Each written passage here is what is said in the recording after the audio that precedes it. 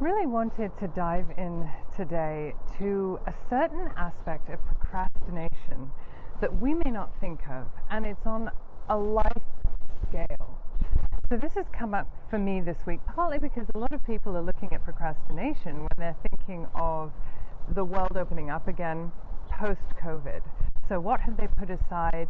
What do they need to prepare to move forward as our world changes yet again? I'm S.J. Harrison, voice and performance coach, and I'm definitely here to help people stop putting off the learning of techniques that will help them show up for performance in this new arena. And we don't really know what that new arena is. But in terms of the procrastination on the life journey, I have a friend in England who has an aging father who is living with her.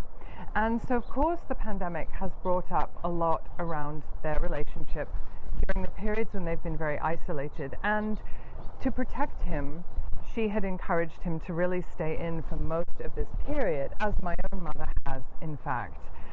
And it's been really challenging because what's come up as her father ages are all the things that he left for another day.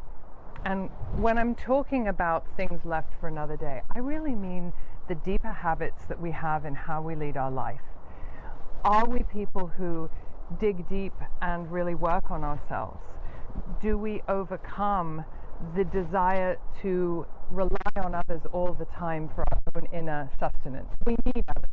Well, I'm speaking specifically of my friend's dad, who has a kind of an empty well inside when it comes to connection, and is wanting his daughter to fulfill all of these needs. Meanwhile, she has a family and a partner and work, and he's in the house, he's socializing with them, but it never seems enough to him.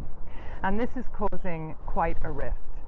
And one of the things that I have observed with elders is that some elders, and first I should just say that aging is not for the faint-hearted. I think it really brings up such deep challenges. And of course, a lot of those challenges are health and the things that change in our lives in being able to connect with others if we're isolated. Those things are not for anyone. They're just very difficult, right? They're not easy for anyone. But there are elders who have done a lot of deep work in their lives and have, outside of the pains and difficulties of age that just come with the aging body, have a really joyful older life and are in the heart of their family and really enjoy being in the heart of their family, or even enjoy some time alone because their well is full. They have not procrastinated, learning how to fill those inner needs for themselves to an extent. And then there are elders I've observed where the one thing that they haven't addressed in their life just comes up to bite them when they're aging. And the people around them then start to struggle with them over that thing that they have left unaddressed. And certainly I am thinking about this for myself. So when I think about my own aging, I'm thinking now about that. And I'm thinking, what are the things that I need to address? And I've actually had the opportunity to address a number of them to start that process this year. I thought, well, what about me as an old woman? What about these things in my life? Which of these that if I don't address, I'm really going to suffer on when I'm old and cause my children to suffer on because of how I'm dealing with myself? And so I'm really happy that that resonates with you, Sonia. I see you with your emojis there. And I hope it resonates with others of us. I think that this is something we need to think about as we honor our elders and as we honor ourselves and be real about the fact that, God willing, we're going to age. So how do we want to do that?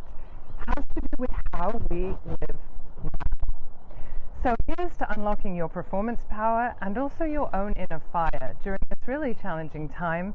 If I can help you unpack some of the things you've been procrastinating when it comes to learning new techniques to show up in the world, give me a ring, give me a message, and I'd love to talk to you.